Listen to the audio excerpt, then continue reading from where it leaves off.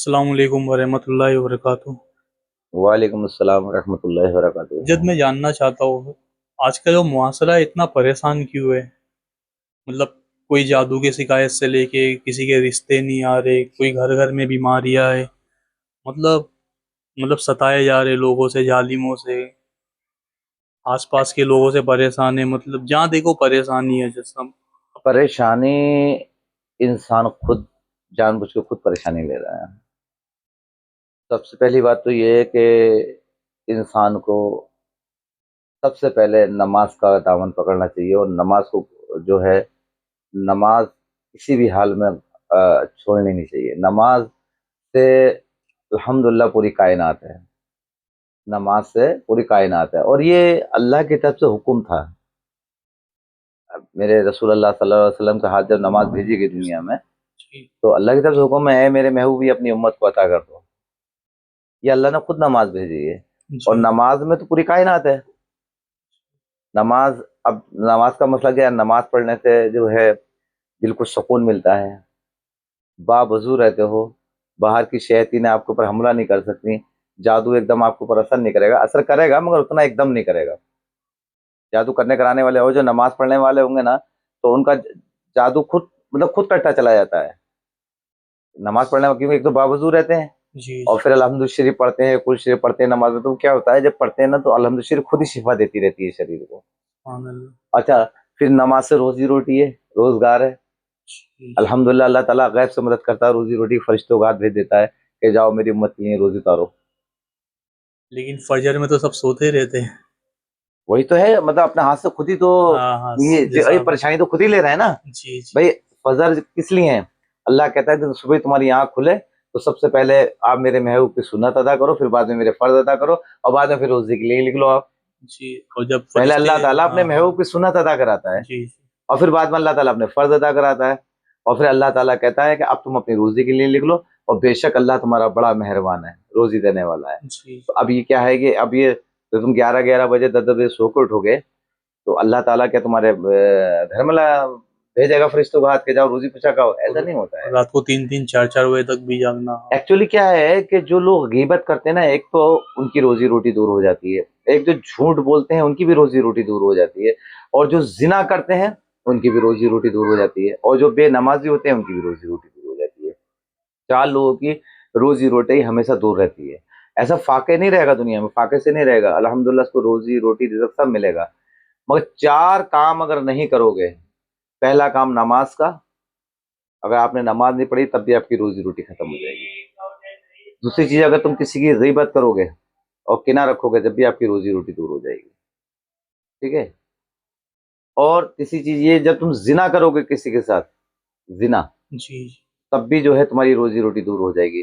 اور چوتھی چیز یہ ہے کہ اگر اپنے ماں باپوں کے ساتھ آپ اگر غلط سلوک کرو گے تو اللہ تعالیٰ تب بھی آپ کی روزی روٹی دور کر دے گا، روزی روٹی سے محتاج کر دے گا۔ یہ چار کام کسی بھی حال میں کسی بھی انسان کو نہیں کرنا چاہیے، شیطان بھی پناہ مانگے گا۔ پھر ان چار کاموں پہ اگر آپ کی جو نفس نے اس کو کور کر لیا تو پھر شیطان بھی پناہ مانگے گا، اور پھر تم اللہ کی رحمت دیکھنا تمہارے پر کتنی اترے گی۔ رہا سوال شفا دینا، روزی دینا، یہ اللہ کا کام ہے، یہ انسان کا کام نہیں ہے۔ شفا دینے کی ذات اللہ کی ہے، حسبن اللہ و نعم الوکیل، اللہ کافی ہے۔ مگر کوئی رب سے مانگنے والا بھی تو ہو، رب سے لوگ کہاں مانگتے ہیں؟ جب کچھ لوگ ایسے نہیں ہوتے، مطلب پرہیزگار بھی ہوتے، سب کچھ ہوتے، پھر بھی مطلب وہ پریشانی میں مبتلا ہو جاتے، بیماریوں میں ہو جاتے۔ پرہیزگار بھی ہیں اور بیماریوں میں مبتلا ہو جاتے ہیں۔ ایسا ہوتا ہے، یہ آزمائش بھی ہوتی ہوگی اللہ کی طرف وہ سے۔ جو نہیں، آزمائش تو عام آدمی سے اللہ تعالیٰ نہیں لیتا ہے، آزمائش تو ان سے لیتا ہے جو اللہ کی عاشقی میں فنا ہونے لگتے ہیں، اللہ اس کے رسول کی عاشقی میں فنا ہونے لگتے ہیں، تو اللہ پھر ان سے آزمائش سے لیتا ہے، مگر اللہ پھر ان کو دنیا والوں کے حوالے نہیں چھوڑتا ہے۔ جو اللہ کے عاشق ہو جاتے ہیں، اللہ کے رسول کے عاشق ہو جاتے ہیں، پھر اللہ تعالیٰ ان کو دنیا والوں کے حوالے نہیں چھوڑتا، اللہ خود اپنی حفاظت میں رکھتا ہے پھر ان کو۔ سبحان اللہ۔ اور دنیا والے اگر پرہیزگار بھی ہیں، سب کچھ ہے، یہ آپ کو دیکھنے سے لگے گا، کیونکہ کچھ نہ کچھ کر، اب جیسے بہت سارے لوگ ہوتے ہیں گھر میں چراغ جلانے لگتے ہیں کہ بھئی ہم بڑے پیر صاحب کے نام کا چراغ جلا رہے ہیں، یا ہم ان کا چراغ جلانا اچھی چیز نہیں ہے۔ چراغ کیا ہے؟ چراغ جلانے سے جنات پیدا ہوتے ہیں گھر میں، گھر میں بے ادبی بھی ہو جاتی ہے، لیڈیز ہے جیسے، اچھا وہ جنات جو پیدا ہوتے ہیں وہ بھی عبادت گزار ہوتے ہیں۔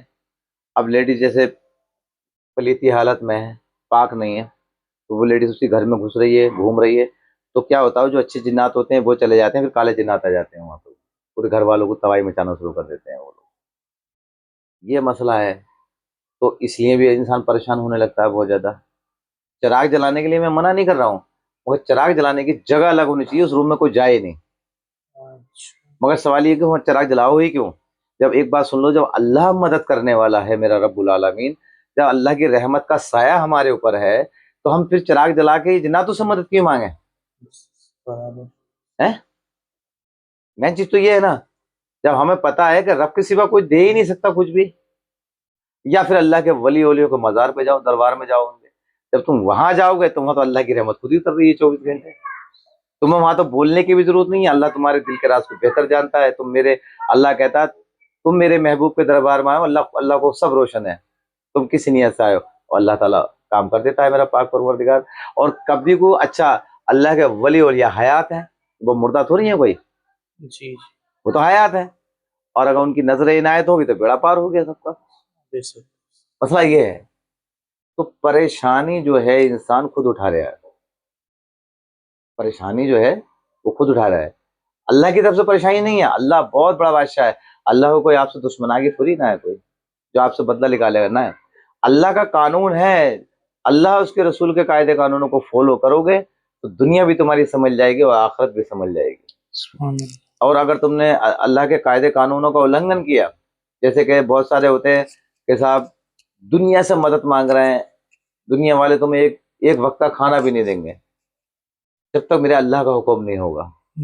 اور جب تم جا نماز بچھا کے اور جب تم اپنے رب سے مانگو گے, اور خاص طور سے 5 وقت کی نماز پڑھو, پھر رات کو 12 بجے بیٹھو مصلی پہ, اور پھر تم رحمت کے جلوے دیکھنا, اللہ تمہیں کہاں کہاں سے اپنی رحمت کا سایہ عطا کرے گا, اور کہاں کہاں سے تمہیں روزی روٹی نوازے گا. وہ رب ہے. میں نے بتاؤں آپ کو, 7 آسمان اور 7 زمینوں میں جتنی بھی مخلوق ہے سب کو میرا رب پالتا ہے. یہی بات بولوں گا کہ نماز پہ بہت ضروری دھیان دو. بہت سارے لوگ کہتے ہیں نا, ارے وہ ہمارے پیر صاحب ہیں نا, ارے پیر صاحب کا تو کاروبار دھندا اچھا چل رہا ہے, مسافہ کرنے گئے 500 پہ رکھا ہے, پیر صاحب کا کاروبار بڑھیا ہو گیا. آخرت کے میدان میں پیر صاحب بھی لٹکے ہوئے ملیں گے تمہیں, اور تم بھی ان کے ساتھ لٹکے ہوئے ملو. میں پیری مریدی کرنے کے لیے منع نہیں کر رہا ہوں, اچھی بات ہے, بیعت ہو, مرید ہو, اچھی بات ہے, مگر اس شخص سے مرید ہو کہ اگر تم کسی دنیا میں کسی بھی کونے میں ہو اور تمہیں کوئی تکلیف ہے تو تمہارے پیر کو یہ پتہ لگ جانا چاہیے, وہ اللہ کی عاشقی میں اتنا فنا رہنا چاہیے, اگر اس کے ہاتھوں کو نیچے مرید ہے تو اس پیر کو پتہ لگ جانا چاہیے کہ میرا مرید فلاں جگہ پریشان ہے, اور اس مرید کو فون کرنے کی ضرورت نہ پڑے آپ کے پاس, ترنت اسی پیر کے اللہ کے آگے ایک دم ہاتھ اٹھ جانا چاہیے, اے میرے پاک پروردگار عالم, یہ تیری مخلوق ہے, یہ تیرا بندہ ہے, اور اللہ اس نے میرے ہاتھوں میں بیعت کیا تو میری عزت اور لاز رکھنا. اس زبان کو اس لائق بناؤ, اس زبان سے نکلے الفاظ اللہ تعالیٰ ترنت قبول کر لیں. تو یہ مسئلے ہیں بہت سارے, مگر یاد رکھ لینا بغیر نماز کے کچھ نہیں ہے. پھر بتا رہا ہوں, نماز پڑھو اور ماں باپ کی خدمت کرو, الحمدللہ تمہیں دنیا کی پھر کوئی طاقت نہیں روک سکتی, نہ ترقی کرنے سے روک سکتی ہے اور نہ کامیابی پانے سے روک سکتی ہے. پہلے نماز اور ماں باپ. اور اگر دل زیادہ پریشان ہے یا الجھن میں تو کسی بھی اللہ کے ولی اولیاء کے دربار میں چلے جاؤ, وہاں بیٹھو, سلام پیش کرو, حاضری لگاؤ, اور الحمدللہ اللہ سب تمہاری نیت کو جانتا ہے, بہتر جانتا ہے. وہ تو عالم غیب حکمت والا ہے, وہ اس کو سب پتا ہے. آپ مجھ سے کیوں سوال کر رہے ہو, میں تمہارے سوالوں کو کیوں جواب دے رہا ہوں, وہ بہتر جانتا ہے. ٹھیک ہے, تو دھیان رکھیں آپ اپنا. ٹھیک ہے, السلام علیکم. وعلیکم السلام.